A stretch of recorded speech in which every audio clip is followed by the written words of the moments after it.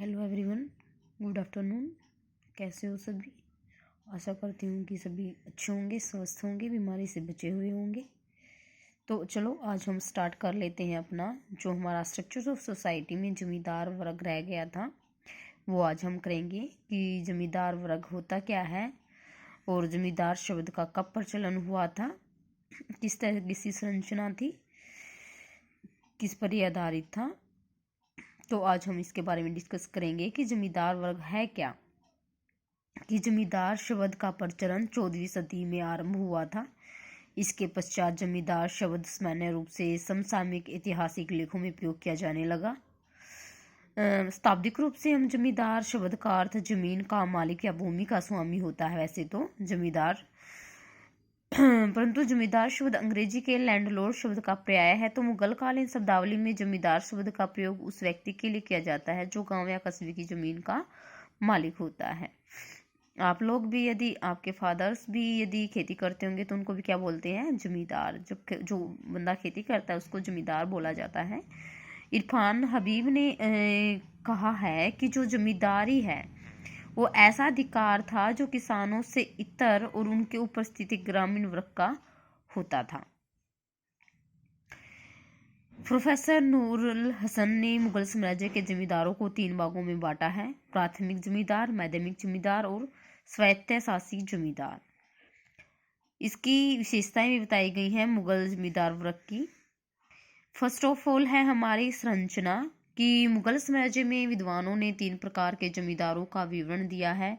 प्रथम प्राथमिक जमींदार। इस वर्ग में वे जमींदार आते थे जिनका कृषि योग्य तथा अवासीय जमीन पर वित्तीय स्वामित्व होता था। वे इस पर स्वयं खेती करते और बाड़े के मजदूरों से करवाते थे।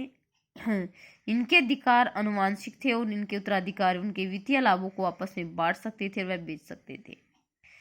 सेकंड था हमारा दूसरी श्रेणी माध्यमिक जमींदारों की। इस श्रेणी में वे जमींदार आते थे जो प्राथमिक जमींदारों तथा किसानों से राजस्व वसूल करके उसे शाही खजाने में जमा करवाते थे, कुछ अपने पास रख लेते थे। तो ऐसे जमींदारों में चौधरी, मुकदम, ईसाई, देश पांडे, कानूनगो, इजारेदार तथा तालुकदार आदि शामिल थे। थर्ड हमारा तीसरी श्रेणी। इसमें वे राजा या सरदार आते थे जो अपने इलाकों के अनुवांशिक स्वतंत्र शासक होते थे, मतलब अपनी इच्छा के अकॉर्डिंग वो कार्य करते थे। उन्हें सभी प्रकार के प्रभुता संपन्न अधिकार प्राप्त थे। इन्हें राणा, राय, राव आदि नामों से भी जाना जाता है। नेक्स्ट हमारा जमींदारों के प्रशासनिक कार्य, ये थी संरचना।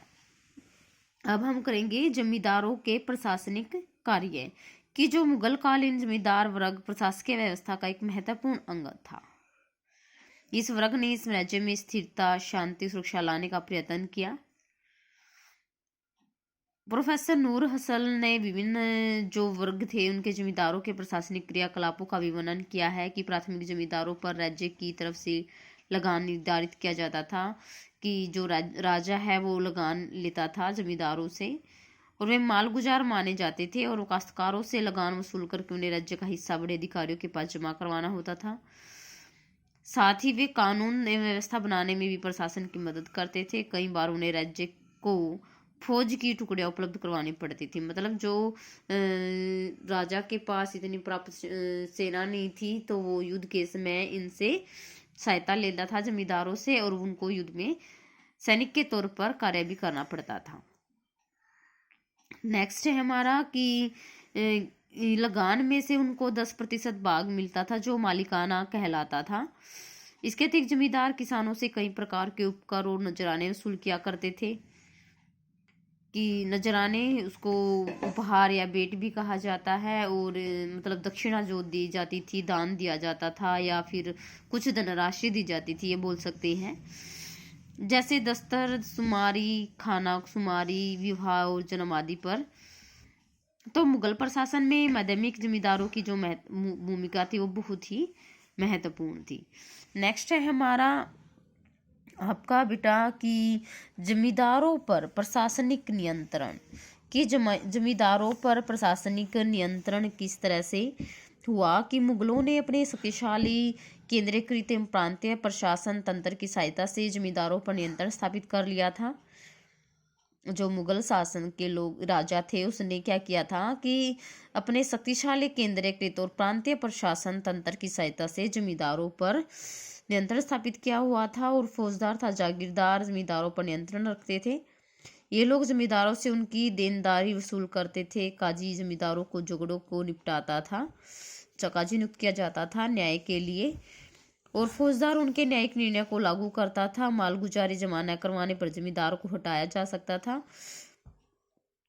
और इस तरह से जमींदारों के हक पुश्तैनी भी होते थे कई बार, और राज्यों को जमींदारों के उत्तराधिकार संबंधी मामलों में दखल देने का भी पूरा अधिकार था। मतलब राजा भी जमींदारों के उत्तराधिकार संबंधी फैसले ले सकता था कि सरकारी आदेशों का पालन न करने वाले जमींदारों को बर्खास्त कर दिया जाता था। नेक्स्ट है जमींदारों की आय तथा खर्च। कि जमींदारों के प्रशासनिक कार्यों के अंतर्गत जैसे कि हमने ऊपर विचार किया कि जमींदारों को उनकी मलकियत के बदले में कुछ राशि मिलती थी। उन्हें उत्तर वार्ता बंगाल में मालिकाना या 2/20 मतलब 1/10 या 2/20 कहते थे, अर्थात उन्हें इकट्ठे किए गए कुल राजस्व का 10वां भाग मिलता था। गुजरात में यह बंग तथा दक्षिण में चौथ कहलाती थी, 1/4। इसके अतिरिक्त वे किसानों से कई उपकर भी लेते थे, वे उनसे बेगार भी लेते थे। इसके अतिरिक्त उन्हें भू राजस्व एकत्रित करने के बदले में नानकर या सेवा भत्ता भी मिलता था। प्रोफेसर सिरिन मुसवी क्या कहता है कि जो 18वीं सदी है उसमें जमींदारों को मिलने वाले कर को कुल राजस्व का 5/10% बताया है। नेक्स्ट है जमींदारों की सैनिक शक्ति। कि जमींदार ग्रामीण जीवन के शीर्ष पर थे, उनके पास अपनी सेना होती थी। सेना की सहायता से वे किसानों से राजस्व वसूल करते थे, उन्हें दबाया करते थे। लगभग सभी जमींदारों के पास अपने अपने छोटे बड़े किले या गड्डियां होती थी। ये किले या गड्डियां जमींदारों के रक्षा दुर्ग के साथ साथ उनका सामाजिक प्रतिष्ठा के प्रतीक होते थे। आईन अकबरी के अनुसार कि अकबर के काल में, जो अकबर है मुगल साम्राज्य में, कि जमींदारों को की मिश्रित सेना में 3,84,558 सवार तथा 4,42,73,57 पैदल सैनिक और 1,863 हाथी तथा 4,260 तोपें थी। मतलब इस तरह की सेना तैयार की जाती थी। नेक्स्ट है जमींदार तथा किसान। कि मुगल शासन में जमींदारों के प्रभावक क्षेत्रों के अतिरिक्त अलग गांव भी थे जिन्हें रेती कहा जाता था। इन गांवों में सरकार किसानों के बीघे पर वसूल करती थी। मतलब जो ये गांव था उसमें सरकार क्या करती थी, उनसे कर वसूल करती थी, और जमींदार अपने अधिकार क्षेत्र में आने वाली भूमि के लिए राजस्व भी देता था। इसके दौरान प्रोफेसर हबीब की मान्यता क्या थी कि जो भू राजस्व सीधे ही किसानों पर लगाया जाता था, तो चाहे जमींदार उसे शाही खजाने में जमा करवाते रहे, पर किसान ही वस्तुतः करों का बोझ ढोता, और सरकार मालिकाना जो किसानों से सीधा संपर्क स्थापित करके जमींदारों को दबाने की कोशिश करती थी, क्योंकि जमींदारों को शोषक समझा जाता था, इसलिए उन्हें गैर कानूनी वसूलियां करने से भी रोकता था। नेक्स्ट है जमींदारों की जीवन शैली। कि जमींदार ग्रामीण जीवन के सबसे ऊपरी स्तर पर थे। अमीरों की तुलना में उनकी आमदनी सीमित थी। छोटे जमींदारों का जीवन कमोवेश खुशहाल किसानों की तरह का रहा होगा, लेकिन बड़े जमींदारों का जीवन स्तर शायद छोटे राजाओं या अमीरों की बराबरी का रहा हो। उनके पास सुंदर व बड़े बड़े मकान होते थे, प्रांगण, कुर्सियां तथा चौकियां आदि होती थी। फर्श पर कीमती कालीन बिछे होते थे। वे सुंदर सा रेशमी पोशाक पहनते थे। दूसरा तरफ क्या था कि छोटे जमींदारों का जीवन साधारण किसानों की तरह का साधारण जीवन था, और इस प्रकार जमींदारों का जीवन स्तर अमीरों एवं मध्य वर्ग के बीच का सा कहा जा सकता है।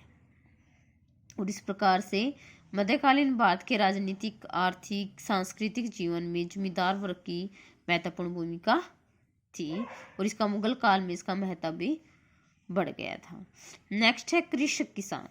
कृषक किसान क्या होता है कि जो प्राचीन भारतीय काल से ही कृषि प्रधान देश भारत रहा है और प्रारंभ से ही यहाँ के भूसंकक निवासियों का जो व्यवसाय है क्या है, मतलब 85 या 90% लोगों का व्यवसाय कृषि रहा है। और मुगल काल में भी किसान भारतीय ग्रामीण समाज का मुख्य वर्ग था। भारत में अपने पूर्व के अन्य शासकों की तरह वो भी मुगल शासन की अर्थव्यवस्था भी मूलतः कृषि पर निर्भर थी। तो मुगलकालीन भारतीय किसानों से जुड़े विभिन्न पहलू का वर्णन करेंगे। फर्स्ट है किसानों के भूमि संबंधी अधिकार क्या थे, कि किसानों के भूमि संबंधी अधिकारों को लेकर इतिहासकारों में मतभेद था। राज्य ने भूमि पर किसानों के अधिकारों को कभी नहीं नकारा, परंतु किसानों को अपनी इच्छा अनुसार भूमि खरीदने बेचने का अधिकार भी प्राप्त नहीं हो पाया। जब तक किसान खेती करता तब तक भूमि पर उसका अधिकार होता। जब तक किसान राजस्व देता, जमींदारों तथा राज्य को उन्हें बेदखल करने का कोई अधिकार नहीं था। परंतु इस प्रकार मुगल काल में भूमि संबंधी अधिकारों का स्पष्ट या स्वरूप